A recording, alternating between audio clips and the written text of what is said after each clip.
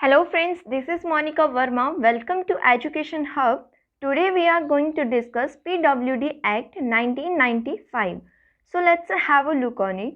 PWD Act जो कि विकलांग लोगों को समान अधिकार दिलाने के लिए और विकलांग लोगों को समाज की मुख्य धारा में जोड़ने के लिए आया था, उसके अंदर क्या क्या अधिकार दिए गए थे वो आज हम डिस्कस करेंगे। अगर किसी व्यक्ति को 40% या उससे अधिक विकलांगता होती है जो कि किसी मेडिकल अथॉरिटी द्वारा अप्रूव्ड हो तो उसे डिसेबिलिटी कहा जाता है।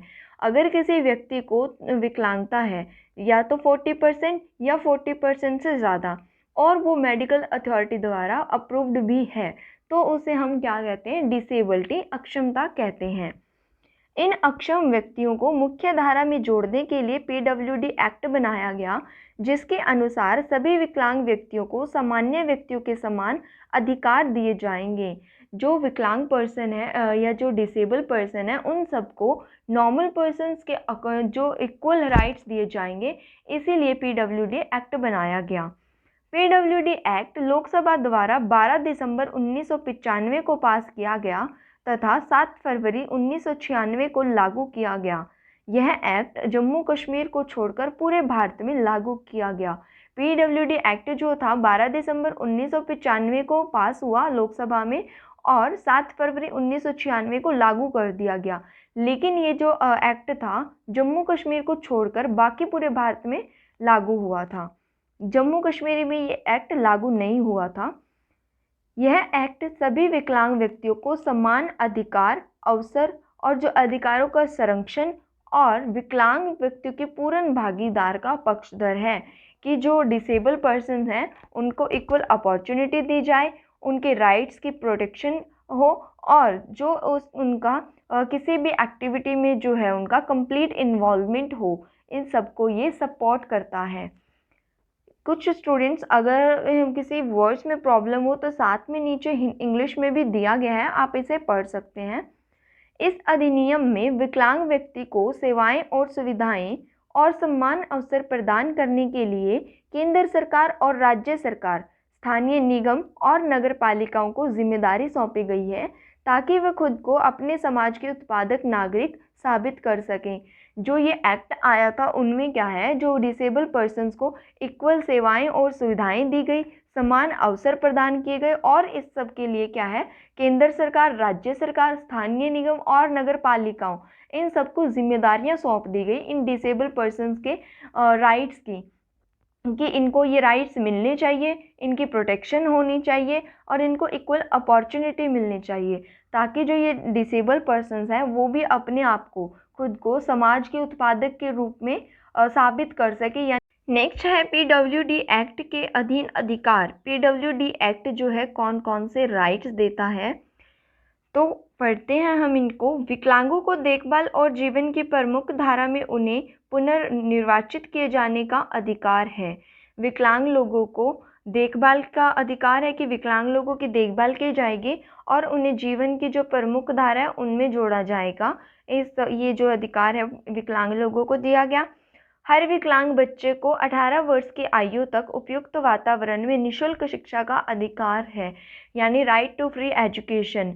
ये सभी को मिला हुआ है, लेकिन क्या है, पीडब्ल्यूडी एक्ट के अकॉर्डिंग ये विकलांग लोगों को भी राइट दे दिया गया कि अगर किसी बच्चे को डिसेबिलिटी है तो उसे जो हम एजुकेशन से जो वंचित नहीं कर सकते हैं उस बच्चे को 18 साल तक उसे भी फ्री एजुकेशन दी जाएगी। और उपयुक्त वातावरण, इसके साथ शब्द जोड़ दिया गया क्योंकि जो डिसेबल पर्सन होते हैं उन्हें एक्स्ट्रा फैसिलिटीज़ दी जानी चाहिए ताकि वो नॉर्मल पर्सन्स के अकॉर्डिंग या नॉर्मल पर्सन्स के साथ पढ़ सके, अपनी शिक्षा ग्रहण कर सके।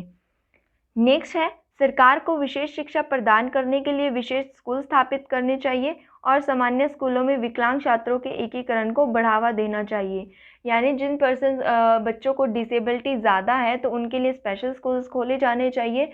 अगर जो डिसेबिलिटी परसेंटेज है वो कम है, अगर बच्चे को नॉर्मल स्कूल्स में एजुकेशन दी जा सकती है तो क्या है, नॉर्मल स्कूल्स को एजुकेशन या इंक्लूसिव स्कूल के अंदर कन्वर्ट करना चाहिए। वहाँ पे इंक्लूसिव एजुकेशन दी जानी चाहिए, उन लोगों के लिए एक्स्ट्रा फैसिलिटीज़ प्रोवाइड करवाई जानी चाहिए। नेक्स्ट है विकलांग बच्चों को व्यावसायिक प्रशिक्षण के अवसर उपलब्ध करवाना चाहिए। जो डिसेबल पर्सन्स हैं उनको क्या है, जिस अकॉर्डिंग उनकी स्टडी होती है, उनका इंटरेस्ट होता है, उसी के अकॉर्डिंग उन्हें वोकेशनल ट्रेनिंग भी दी जाती है। और ये ट्रेनिंग जो है उनको दी जानी चाहिए, ज़रूर दी जानी चाहिए। ये एक राइट ही बना दिया गया कि बच्चों के लिए वोकेशनल ट्रेनिंग इंस्टीट्यूट्स होने चाहिए। नेक्स्ट है 5वीं कक्षा तक पढ़ाई कर चुके विकलांग बच्चे मुक्त स्कूल, मुक्त विश्वविद्यालय के माध्यम से अंशकालिक छात्रों के रूप में अपनी शिक्षा जारी रख सकते हैं और सरकार से विशेष पुस्तक और उपकरणों को निःशुल्क प्राप्त करने का उन्हें अधिकार है। सरकार का यह कर्तव्य है कि वह नए सहायक उपकरणों, शिक्षण सहायक साधनों और विशेष शिक्षण सामग्री का विकास करे ताकि विकलांग बच्चों को शिक्षा में समान अवसर प्राप्त हो। यानी जो स्टूडेंट 5वीं तक की कक्षा पढ़ चुके हैं, जो विकलांग पर्सन्स हैं, विकलांग बच्चे हैं, उन्हें मुक्त स्कूल और मुक्त विश्वविद्यालय से जो स्टडी करने का राइट होना चाहिए। और इसके लिए जितने भी टीचिंग एड्स उनको ज़रूरत पड़ती है, कोई बुक्स उनको ज़रूरत है, जितनी भी उनकी रिक्वायरमेंट्स हैं, वो जो है गवर्नमेंट द्वारा पूरी की जानी चाहिए। और जो ये सारी नीड्स उनकी पूरी हो, इसके साथ साथ क्या है, उन्हें उपयुक्त वातावरण भी मिलना चाहिए और निःशुल्क उनको शिक्षा प्राप्त करने का अधिकार होना चाहिए।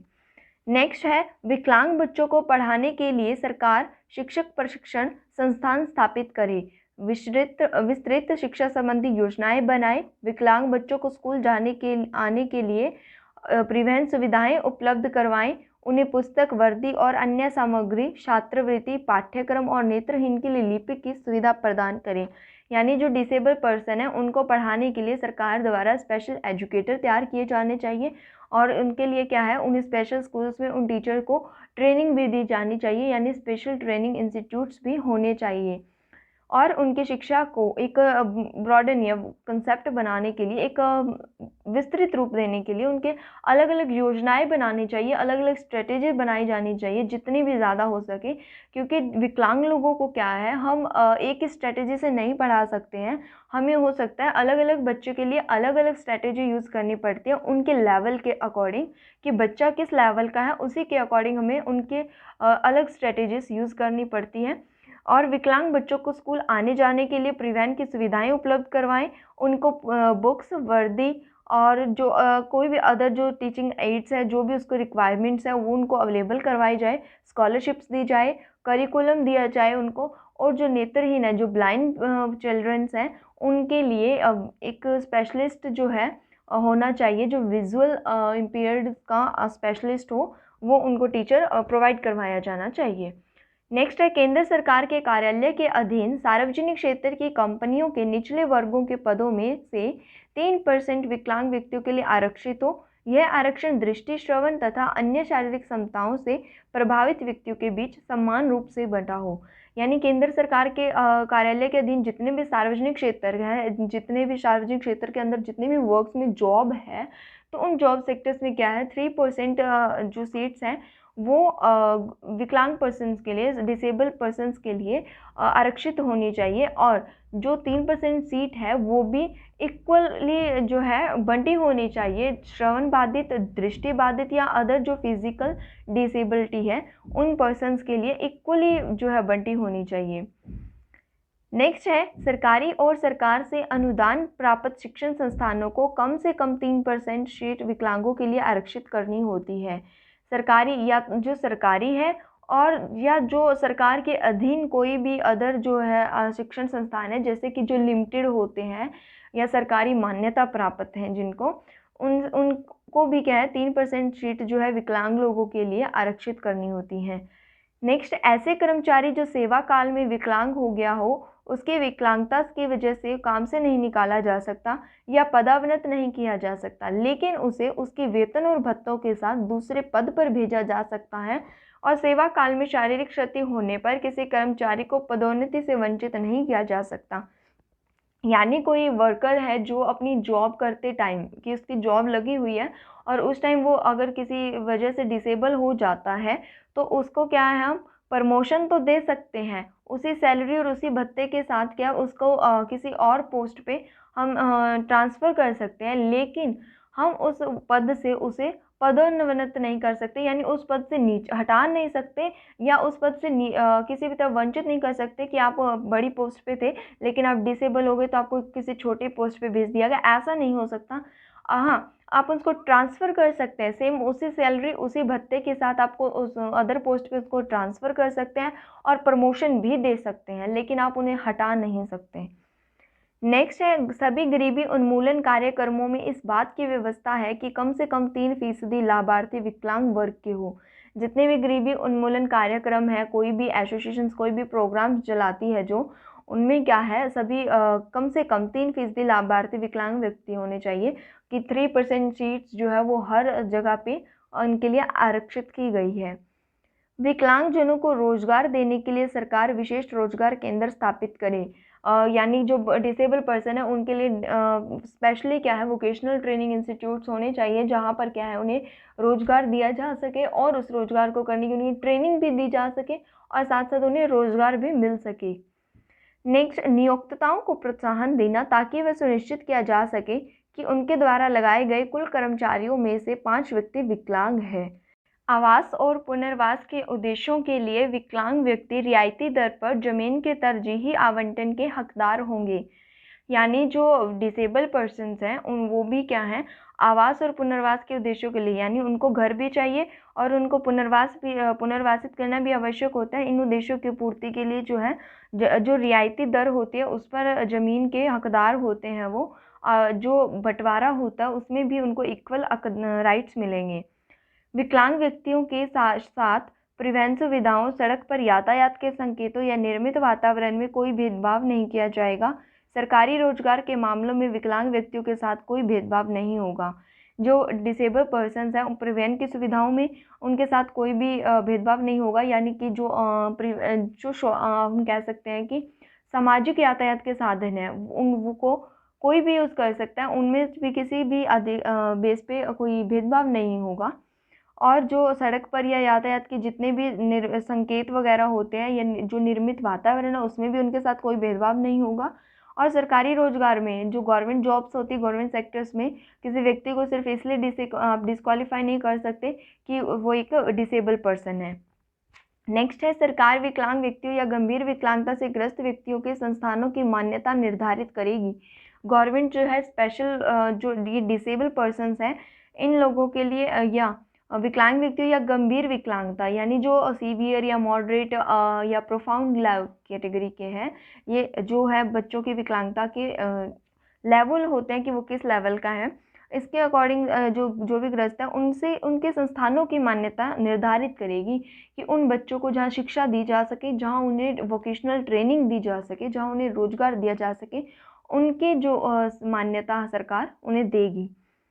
प्रमुख आयुक्त और राज्य आयुक्त विकलांग व्यक्तियों के अधिकारों से संबंधित शिकायतों के मामले की जांच करेंगे। विकलांग लोगों के अगर अधिकारों का कहीं हनन होता है या उनके अगेंस्ट कोई भी कार्य किया जाता है या उन्हें विकलांगता के आधार पर डिस्क्वालीफाई कर दिया जाता है कहीं से, तो अगर वो शिकायत करते हैं, अगर किसी भी तरह के अधिकार का इनका उल्लंघन किया जाता है तो वे प्रमुख आयुक्त और राज्य आयुक्त के यहाँ शिकायत कर सकते हैं और उनका जो उनका कार्य है कि वो इस मामले की जाँच करें। सरकार और स्थानीय प्राधिकरण विकलांग व्यक्तियों के पुनर्वास का कार्य करेंगे। गवर्नमेंट और लोकल जो भी गवर्नमेंट्स हैं, जो भी इनके गवर्नमेंट सेक्टर्स हैं, ये लोग क्या है डिसेबल पर्सन्स के पुनर्वास का कार्य करेंगे और गैर सरकारी संगठन यानी जो NGOs हैं उनको सहायता देंगे। विकलांग कर्मचारियों के लिए बीमा योजनाएं बनाएंगे और विकलांग व्यक्तियों के लिए बेरोजगारी भत्ता भी बनाएंगे, यानी जो डिसेबल पर्सन्स हैं उनको इंश्योरेंस भी करवाया जाएगा, उनके लिए इंश्योरेंस पॉलिसीज़ भी बनाएंगे और इनके लिए भत्ता योजनाएं भी बनाई जाएंगी। छलपूर्ण तरीके से विकलांग व्यक्तियों के लाभ लेने वालों या लाभ लेने का प्रयास करने वालों को 2 वर्ष की सज़ा या 20,000 तक का जुर्माना होगा। यदि कोई व्यक्ति जो है विकलांग व्यक्ति के सहारे कोशिश करता है कि उनके डॉक्यूमेंट्स पर वो अपना बेनिफिट ले रहा हो या लेने की कोशिश करता हो, तो ऐसे में उन्हें 2 साल की सज़ा या 20,000 का जुर्माना चुकाना पड़ता है। तो फ्रेंड्स, ये था आज का हमारा टॉपिक PWD एक्ट 1995। वीडियो कैसी लगी हो कमेंट करके ज़रूर बताना, लाइक शेयर करना मत भूलना। Thank you.